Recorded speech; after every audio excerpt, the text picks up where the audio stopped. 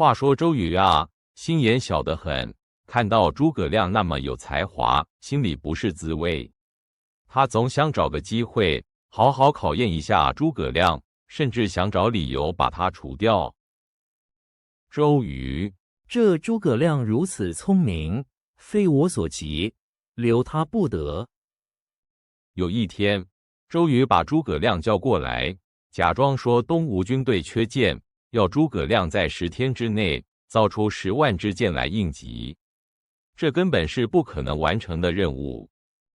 周瑜，军中缺箭，先生可否10日内造10万支箭？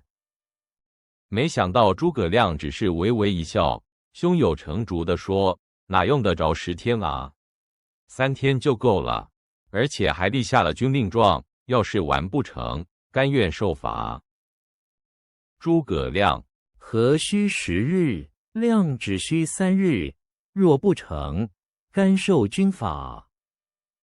周瑜听到诸葛亮夸下海口，心里乐开了花，觉得这下可把诸葛亮困住了。他暗自嘲笑诸葛亮太狂妄，殊不知自己才是要上当的人。周瑜，此人真是狂妄，3天造箭，看他如何收场。诸葛亮没有要制造箭的材料，反而去找鲁肃，请他帮忙准备20艘快船，每艘船上30个士兵，还要准备些草人。鲁肃听得一头雾水。诸葛亮，请子敬准备快船20艘，各配草人1000余。等到第3天晚上，长江上突然起了大雾，浓得连对面的人都看不清。诸葛亮心想，这正是天助我也。他悄悄地准备行动。诸葛亮，好一个天时，大雾茫茫，正是我借箭之机。诸葛亮邀请鲁肃一同上船，但没跟他说要去哪里。20艘船用绳索连在一起，悄悄地驶向曹操水军的营寨，所有人都屏住呼吸。鲁肃，先生，此刻前往何处？雾气实在太浓了。船队渐渐靠近曹操的水寨，只听到水面上传来一阵阵模糊的桨声。曹操的士兵们在睡梦中对这突如其来的异样毫无察觉。等到距离差不多了，诸葛亮一声令下，船上的士兵们开始擂鼓呐喊，声音震天。这突如其来的喧嚣立刻惊醒了曹操的军队。诸葛亮，擂鼓助威，将士们大声呐喊。曹操被惊动后，在浓雾中看不清情况，以为是东吴来偷袭。他不敢轻易出战，命令弓箭手全部出动，朝着声音的方向万箭齐发。曹操，雾气太浓，不可轻敌，弓箭手万箭齐发，射向敌军。数不清的箭矢如同雨点般射向诸葛亮的船队，全部扎进了草人的身上。诸葛亮每隔一段时间就让船队转向，让两侧的草人都能收集到箭。诸葛亮，转向，让曹军的箭都变成我们的兵器。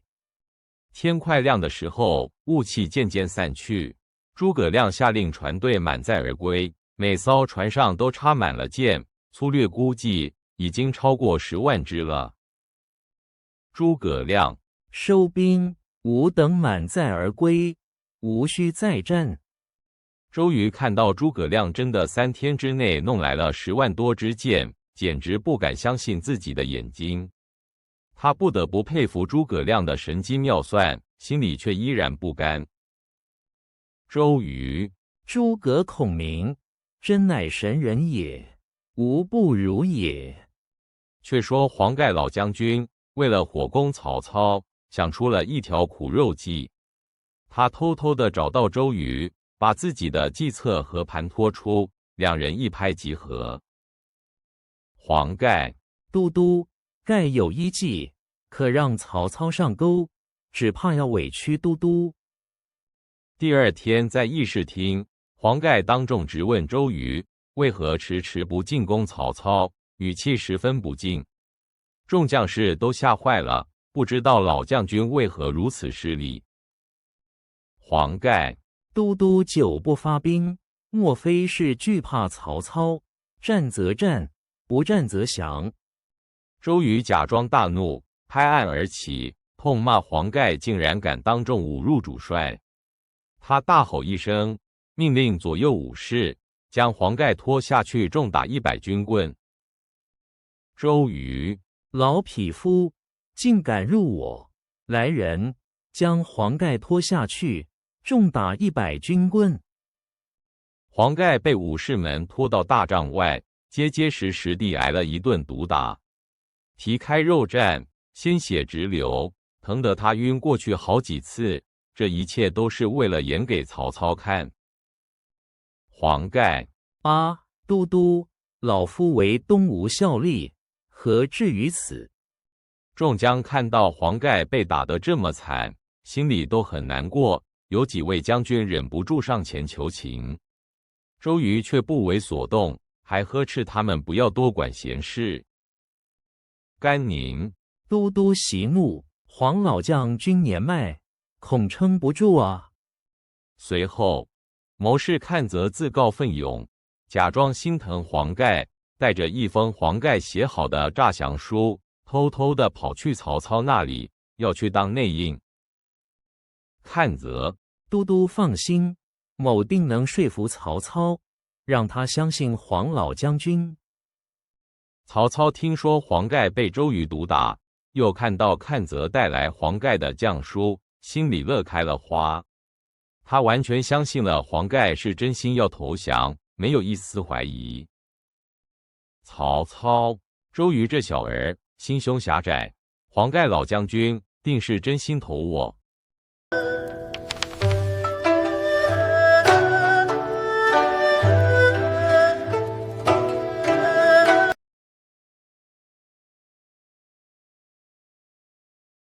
话说曹操虽然兵多将广，但北方的将士们哪里习惯坐船打仗啊？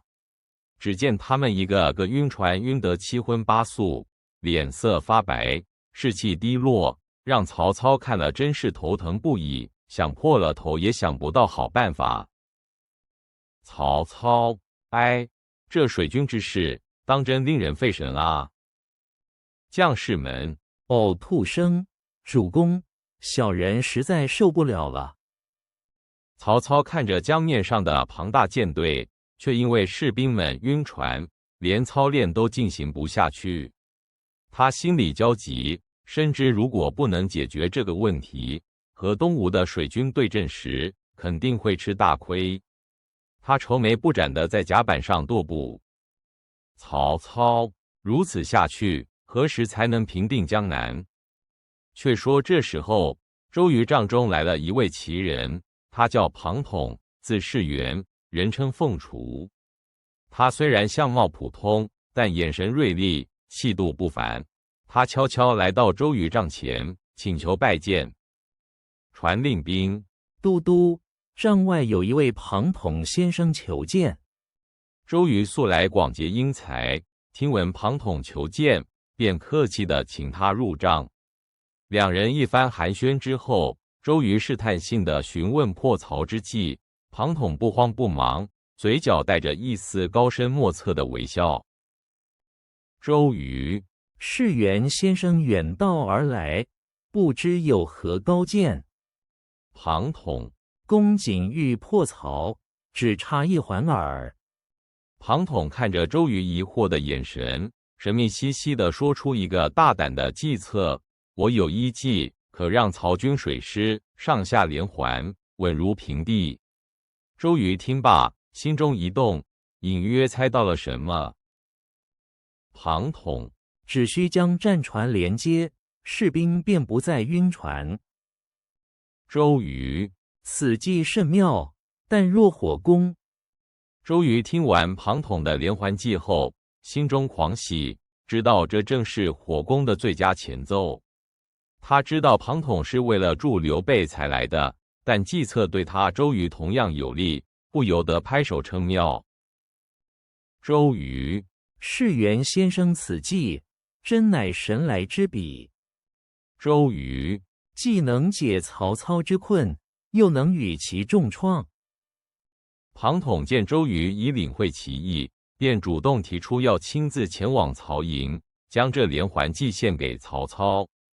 周瑜假意挽留，实则心里早已乐开了花，毕竟有内应去帮忙骗曹操，再好不过了。庞统，围城就大业，某愿亲往曹营。周瑜，贾谊，是元先生此去，万望小心。话说庞统乔装打扮，摇身一变成了个隐士的谋士，他独自驾着一叶扁舟，悄悄来到曹操的江北水寨。他向守卫表明身份，说自己是来献良策的，求见曹操。庞统，某乃荆襄庞统，特来献安邦之策。守卫，请先生稍后，小人立刻禀报。曹操一向求贤若渴，听说有隐士来献计，立刻请庞统入帐。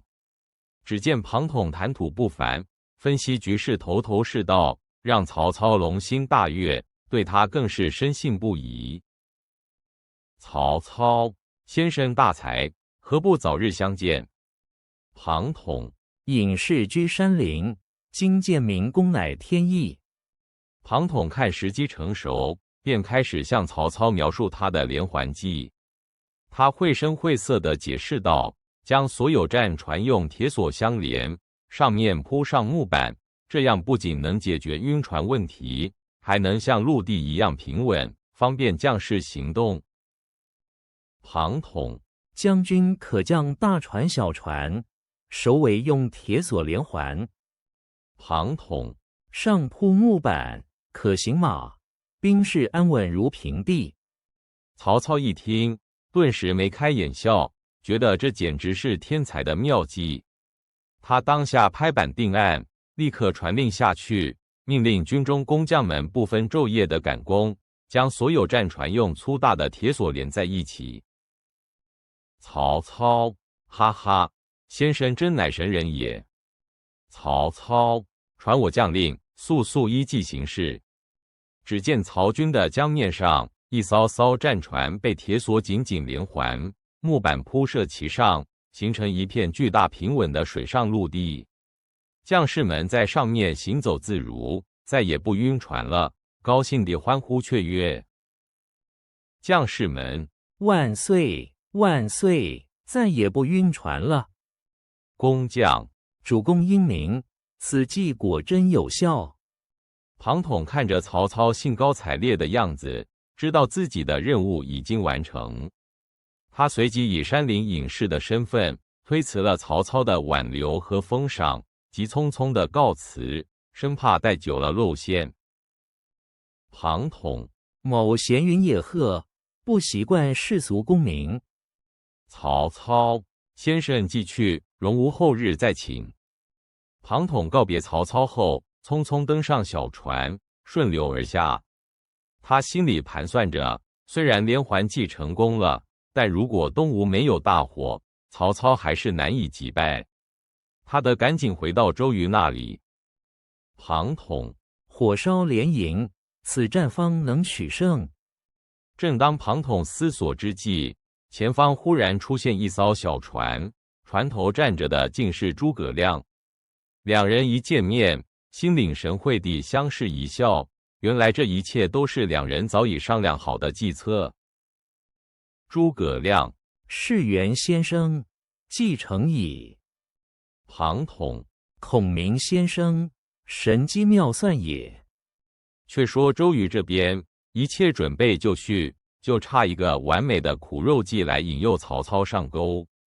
此时黄盖因假意投降而被周瑜痛打，正需要一个使者去曹营送上降书。这时候东吴老臣阚泽挺身而出，他虽然是个文士，却胆识过人。他主动请缨，表示愿冒死前往曹营，将黄盖的诈降书亲手送给曹操，完成这关键的一步。看则主公勿忧，老臣愿为东吴赴汤蹈火。周瑜此父看则的字，此却万分凶险啊！看则带着黄盖的诈降书来到曹操帐中，将信呈上。曹操深信多疑，反复审视看则，又细读信件，冷笑着说：“周瑜诡计多端，你这老儿休想骗我！”曹操，周瑜诡计多端，莫非你也是来诈降的？看则冷静，丞相休要以小人之心度君子之腹。没想到看则反而勃然大怒，他指着曹操的鼻子破口大骂，说他小气多疑，不配为天下之主。这一骂反而让曹操相信了他的真诚，觉得他不是一个矫揉造作的骗子。看则曹丞相气量狭小，不足与谋大事。曹操惊讶，此老儿倒有几分胆气。曹操终于相信了黄盖的投降书，还给看则回了一封信，让他带回去。看则带着成功的喜悦，急忙返回东吴，向周瑜汇报。至此，所有诈降和连环计都已成功实施，只等东风了。曹操先生回去，转告黄公父，吾等他来归降。看则躬身，老臣定当转达。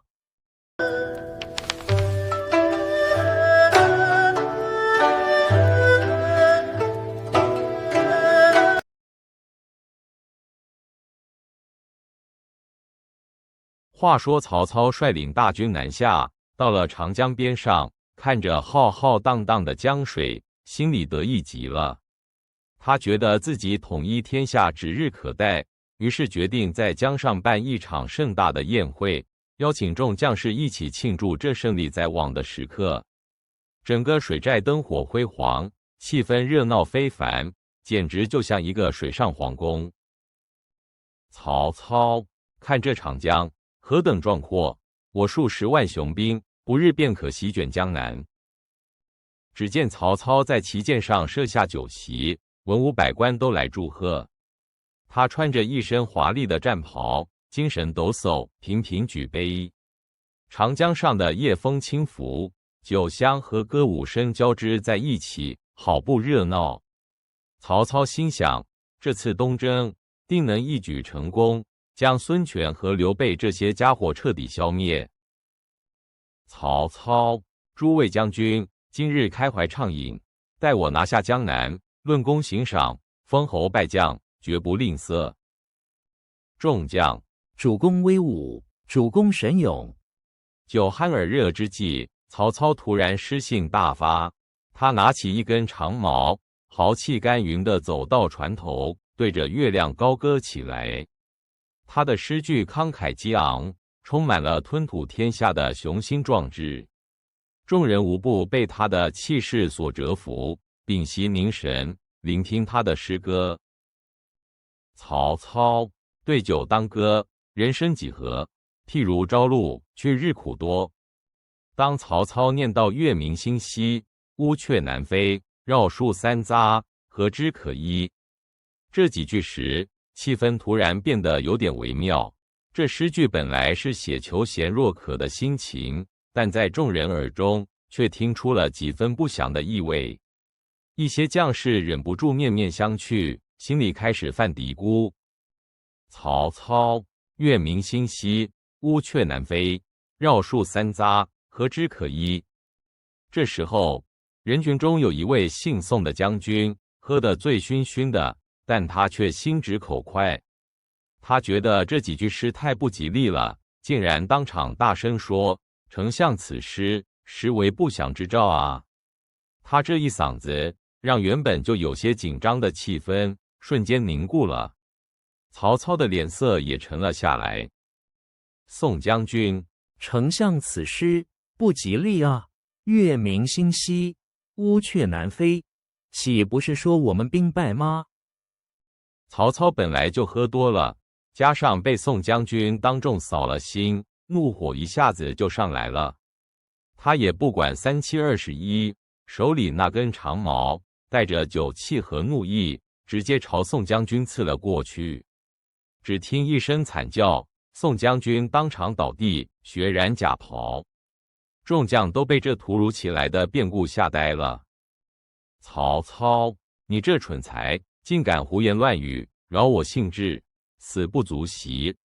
酒醒之后，曹操才想起昨晚发生的事情。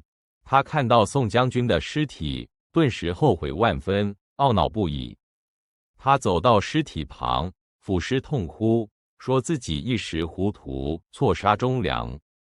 他命令厚葬宋将军，还亲自为他写了祭文，以示哀悼，希望弥补自己的过失。曹操，哎呀，我错矣！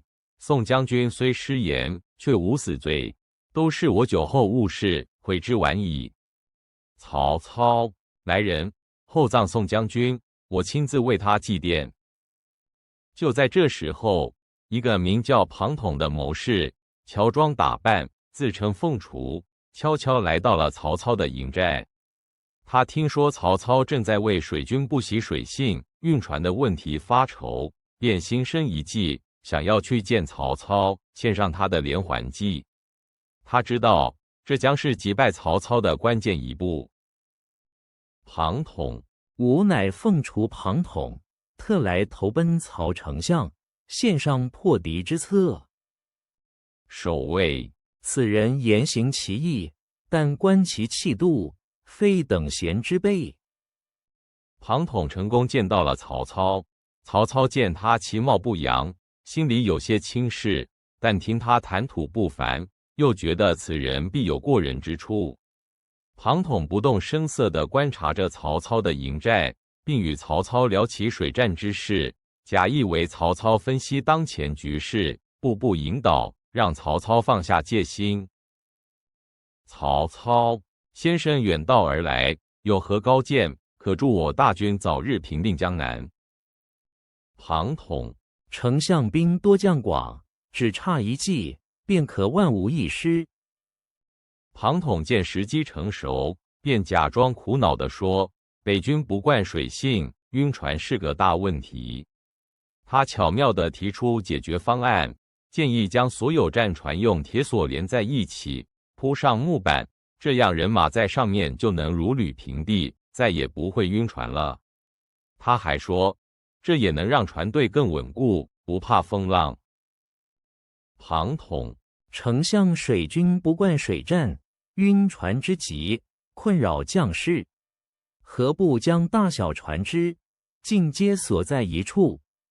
庞统，如此人马往来，如履平地，再无颠簸之忧。曹操一听，眼睛都亮了。他之前想破了头也没想到这个办法，现在听庞统一说，顿时觉得这是个绝妙好计。他心想，有了这个连环计，他的100万水军就能像陆军一样行动自如了。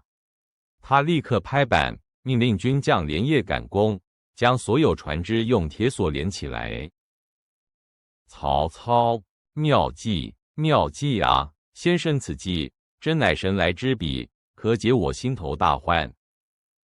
曹操，快传我命令，立刻照此计行事。于是，曹操大军的军将们立刻行动起来，将数百艘大船、小船用粗大的铁索一艘艘的连接起来。他们在船只之间铺设木板，让整个舰队变成一个巨大的水上平台。远远望去，那连绵不绝的船只就像一座漂浮在江面上的巨大城池，气势磅礴。庞统眼见自己的计策成功实施，曹操对他更是深信不疑。他便假装身体不适，请求告辞。曹操挽留不住，还亲自送他上马，目送他远去。庞统心里暗笑，计谋得逞，只等东风一到，曹操的好日子就要到头了。庞统，丞相海量，统身子不适，欲辞去。与此同时，在东吴的营帐里，老将黄盖正提笔写下一封信。信中字字句句都是对周瑜的抱怨和对曹操的赞美，表示自己愿意投降曹操。这正是苦肉计的下一步，要让曹操彻底相信黄盖是真的要叛变。黄盖的信很快就送到了周瑜手上。周瑜读完信，一开始眉头紧锁，假装十分生气，甚至想摔碎茶碗。但转念一想，他立刻明白了黄盖的用意，这是为了更深层次的诱敌之计啊！他心中暗赞黄盖的胆识。周瑜，好你个黄盖，竟敢如此背叛！周瑜心中暗忖，原来如此，公复此计，果然高明。正当周瑜思考该派谁去曹营送这封诈降信时，一位名叫阚泽的文官站了出来。他神色镇定，主动请缨，表示自己愿意冒险前往。他说自己口才过人，定能让曹操相信这封信的真实性。周瑜见他如此忠勇，便应允了。阚泽，都督，此等险事，非我阚泽莫属。我愿前往，并说动曹操。周瑜，先生大义，此行万分凶险，望多加小心。阚泽带着黄盖的诈降信一路跋涉，最终来到了曹操的营寨。他深知此行凶险，稍有不慎便会人头落地，但他毫无惧色，昂首阔步地走进了曹营。周围的士兵们都好奇地打量着他，营寨里气氛森严，每一步都踏在刀尖上。曹操一见阚泽，便板着脸质问他来意。阚泽不慌不忙地呈上黄盖的信，并将黄盖受尽周瑜欺凌的说辞娓娓道来。曹操仔细打量着阚泽，又反复看了信，心里疑团重重。他当然不会轻易相信，开始对阚泽进行严厉的盘问。曹操，汝何人也？来我营中，所谓何事？若有半句虚言，定斩不饶。阚泽，小人乃东吴阚泽，特为黄盖将军之事而来。曹操咄咄逼人，阚泽却镇定自若，不卑不亢。他用流利的口才和巧妙的辩词，将黄盖与周瑜的矛盾描绘得栩栩如生，让曹操越听越觉得合情合理。他甚至不怕死地对曹操说，若不信便将他杀了，反正东吴还有黄盖那样的忠义之士会来投降。阚泽，丞相若不信，可将我斩了，但我敢保，黄盖将军投降之心，天地可见。曹操，哼，好一个伶牙俐齿的家伙！最终，曹操被阚泽的胆量和口才所折服，终于相信了黄盖诈降的计谋。他哈哈大笑，觉得自己又的一员猛将。他派人送阚泽回营，并允诺了黄盖丰厚的赏赐。然而，曹操万万没想到，他自以为的胜利，其实正一步步走向万劫不复的深渊。曹操，哈哈哈！阚先生忠勇可嘉，黄盖将军若是来将，我定不负其望。曹操，去吧，先生一路保重，替我转告黄将军，我扫他以待。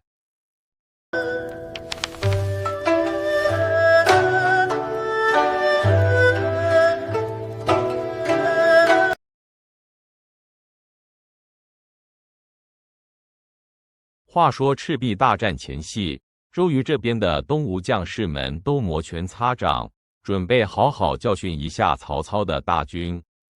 大家士气高昂，觉得一切都准备就绪，就等着周都督一声令下，就可以乘着大风去火烧连环船了。周瑜，将士们，我们已经万事俱备，只欠东风。今晚便是曹军覆灭之时。程普，都督英明，我等愿效死力，一举击溃曹贼大军。没想到周瑜这几天却发现不对劲，冬天天气江上风势总是从西北吹来，这可是大问题。如果用火攻，西北风只会把火吹向自己人，那不就全军覆没了吗？他焦急地在帐中踱步。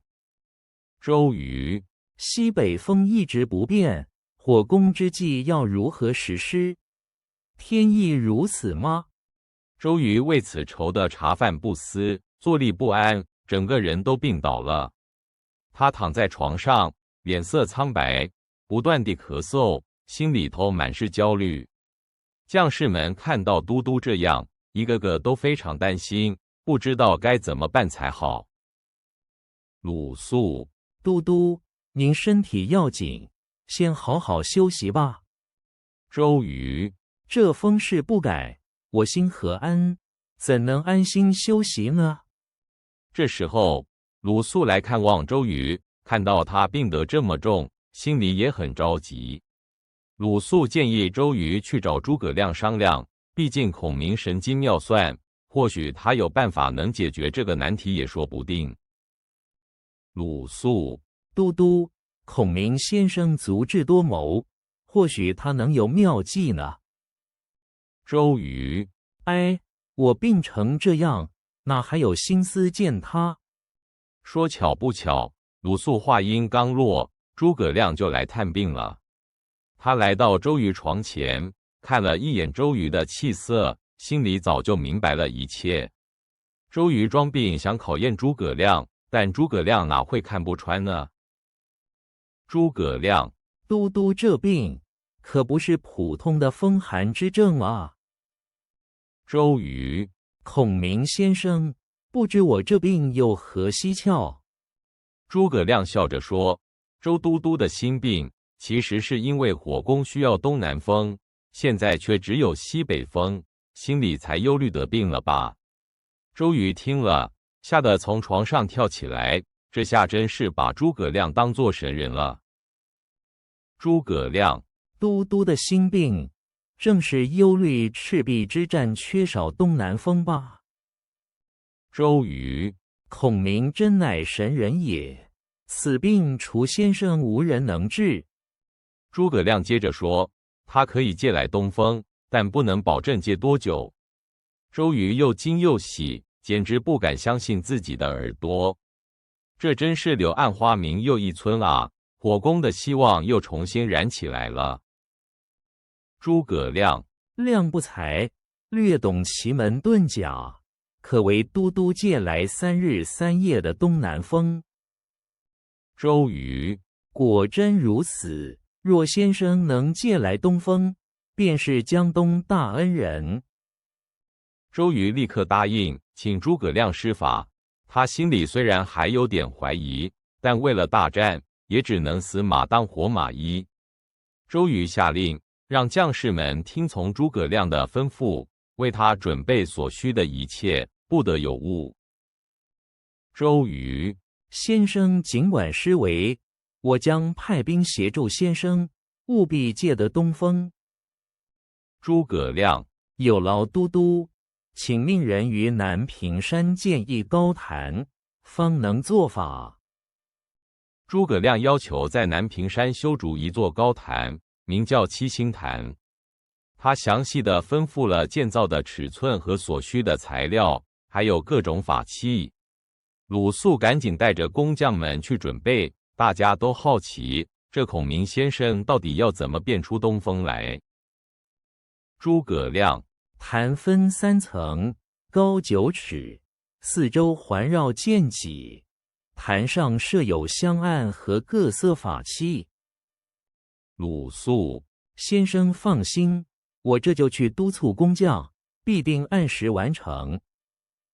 七星坛很快就建好了，坛上插满了旗帜，摆设了香案和各种奇怪的法器。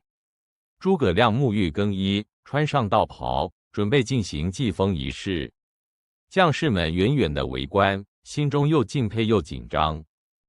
只见诸葛亮登上七星坛，披头散发，焚香祷告。他手舞足蹈，口中念念有词，看起来神秘莫测。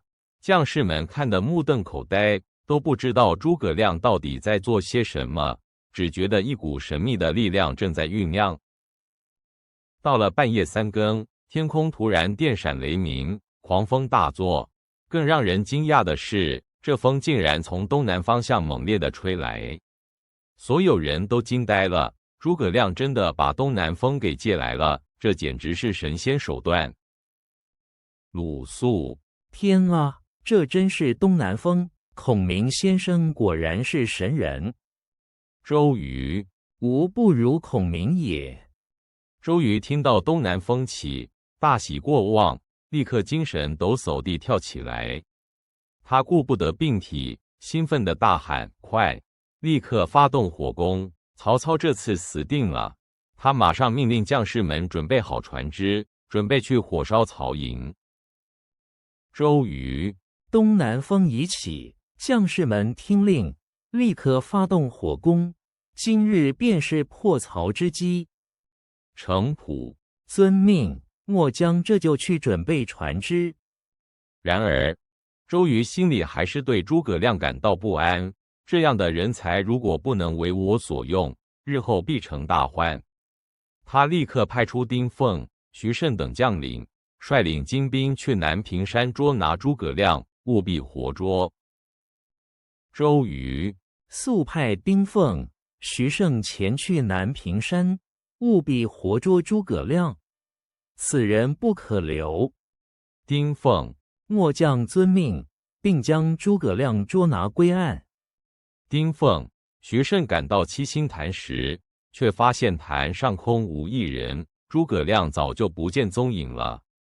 原来赵云奉诸葛亮之命，早已驾着一艘小船在江边等候，接走了诸葛亮。周瑜的计谋又一次落空了。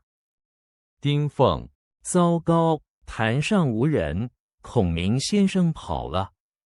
赵云：军师早有预料，已在此等候多时。周瑜小儿，休想抓我军师！与此同时，曹操的大军在江面上排开，无数战船连成一片。他们看着江东水寨的方向，以为孙权的将领黄盖真的要来投降。曹操得意洋洋，完全没意识到即将到来的巨大危险。曹操：哈哈，黄盖果然来将，天助我也！江东唾手可得。谋士：丞相英明，此乃万无一失之计。夜色中，黄盖率领的火船队伍缓缓驶来，他们船头挂着将旗，假装要来投降。曹操果然中计，让开了航道。只见黄盖一声令下，前锋船上火箭齐发，引燃了装满易燃物的船只。黄盖：时机已到，放箭，点火，让曹贼尝尝火烧连营的滋味。曹操：不好，是火攻，快闪开！熊熊烈火在江面上蔓延开来，借着猛烈的东南风，火势瞬间吞噬了曹操的连环船。江面上火光冲天，惨叫声、哭喊声此起彼伏，曹军将士陷入一片混乱和绝望之中，被火海吞噬。曹操：快救火，快断开锁链！为何无人听我号令？曹军士兵：救命啊！大火烧过来了！趁着火势猛烈，东吴和刘备的联军从四面八方杀来。周瑜、程普等将领率领水军冲锋，而岸上的陆逊、甘宁也同时发动攻击。曹操大军腹背受敌，溃不成军，死伤无数，几乎全军覆没。周瑜：乘胜追击，杀啊！莫让曹贼跑了。甘宁：将士们随我冲锋，斩杀曹军，立下战功。最终，曹操在混乱中狼狈逃窜，只带着少数残兵败将逃离赤壁。这一战，东吴和刘备联军大获全胜，火烧赤壁成为千古传奇。这一切都离不开诸葛亮借来的东南风啊！周瑜：此战大胜，多亏孔明先生借来东风，助我等成功破曹。鲁肃，天佑江东，今日之后，天下格局将为之改变。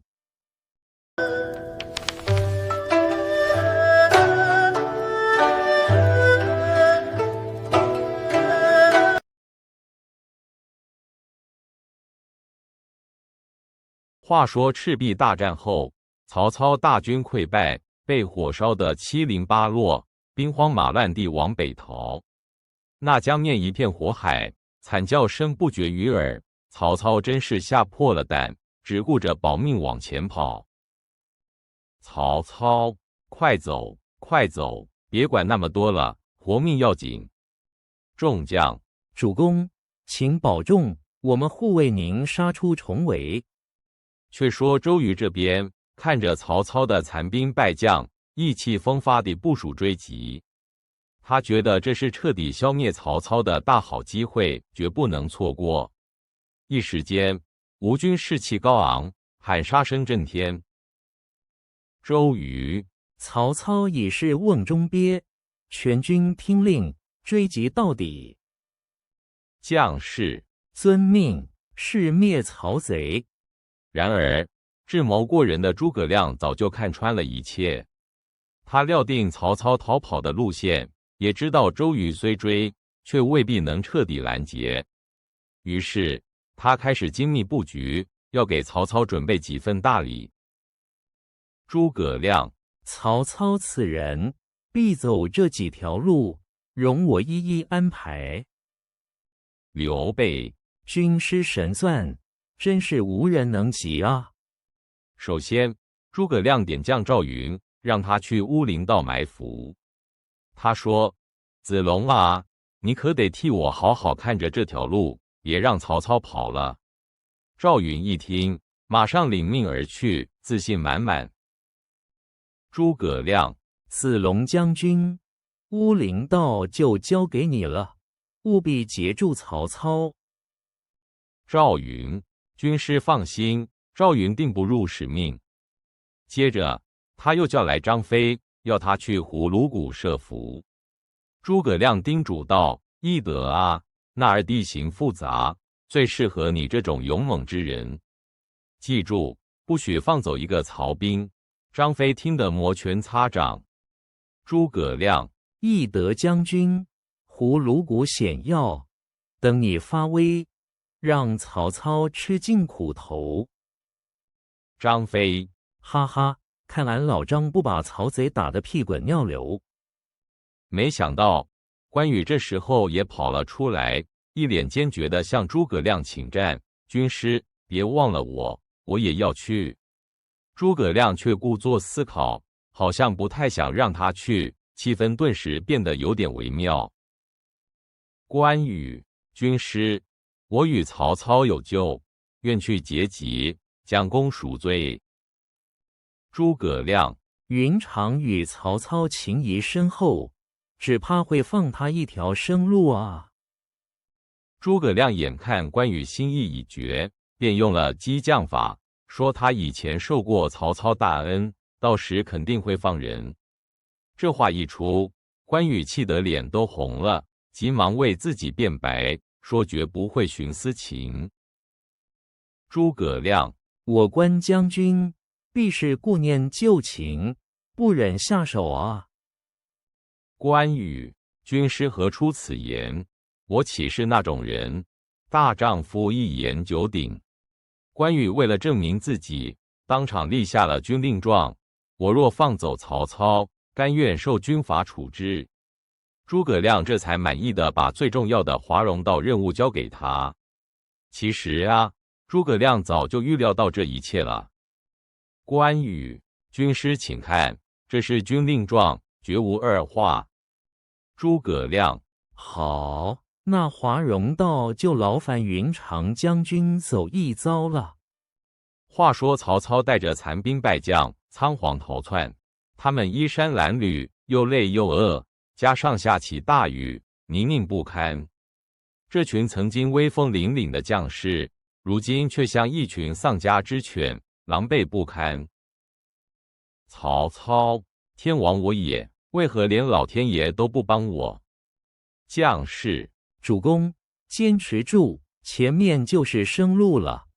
没想到，他们刚走到乌林道口，前方突然杀出一支军队。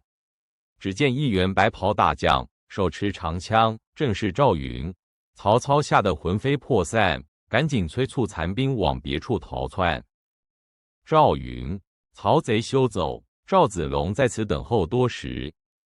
曹操，不好，快逃！别恋战，活下去才是最重要的。曹操虽然损失惨重，但在将士们拼死护卫下，还是硬着头皮冲了出去。赵云追了一阵，看曹操已经跑远，便收兵回营。曹操松了口气，以为逃过一劫。曹操总算逃出来了。赵云果然勇猛，幸好没被他缠住。众将，主公鸿福齐天，必能逢凶化吉。没想到，当他们行至葫芦谷时，四周突然鼓声大作，杀声震天。只见一个黑脸大汉，手持丈八蛇矛，正是张飞。他咆哮着冲出来，吓得曹操又是一阵胆寒。张飞，哈哈，曹贼哪里跑？张飞在此等候多时了。曹操，怎么又是埋伏？诸葛亮小儿简直是阴魂不散。张飞带着人马像猛虎下山一样，把曹操的残兵杀得七零八落。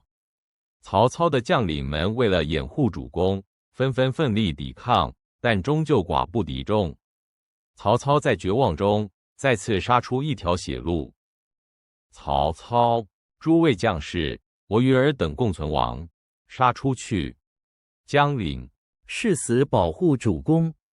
历经2次截杀，曹操身边只剩下数十骑兵。他在一处荒凉之地停下，环顾四周，突然哈哈大笑起来。他说：“诸葛亮真是糊涂，他怎会料到我会走这条华容道？”曹操，诸葛亮啊，诸葛亮，你算无一策，却漏算了这华容道。将士，主公英明，诸葛亮怎知此地险要，无人敢走？话虽如此，华容道却是出了名的难走，泥泞不堪，树木丛生。曹操一行人马又饥又渴，好不容易才推倒树木，填平道路，艰难地朝前挪动，个个都精疲力竭。将士，主公，这路实在太难走了，马匹都陷进去了。曹操，坚持住，过了这里，我们就安全了。正当他们以为快要脱离险境时，前方突然火光冲天。只见路口处，一员红脸长须的大将，手持青龙偃月刀，傲然立于马上，不是别人，正是关羽。曹操心头一沉，这下完了。关羽，曹操，哪里走？你我今日恩怨了结。曹操，云长，你怎么会在这？曹操万念俱灰，知道自己已无力抵抗，他赶紧下马，走到关羽面前，低声下气地恳求道：“云长啊，你还记得当年我在白马延津对你的恩情吗？如今我走投无路，还请念及旧情。”曹操，云长，当年之恩，今日可否相报？我愿以死谢罪。关羽，关羽看着曹操狼狈的样子，又听他提及往日恩情，心中顿时挣扎起来。他虽知军令如山，但曹操对他却有大恩，忠义两难，让关羽陷入了深深的痛苦。关羽内心独白：主公之恩，曹操之情，该如何取舍？最终，关羽长叹一声，回想起昔日与曹操的种种情谊，他心软了。他挥了挥手，对身边的士兵说：“都退下，让曹丞相过去。”士兵们虽不解，但也只能照办。关羽，罢了，放曹丞相过去。今日我关羽亦是曹操。士兵、将军，这。曹操见关羽真的放行，喜出望外，连忙道谢，带着寥寥数十残兵，跌跌撞撞地朝远方跑去。华容道上只留下关羽和他那份沉重的忠义两难。故事就先说到这里咯。曹操，多谢云长不杀之恩，我曹操永铭于心。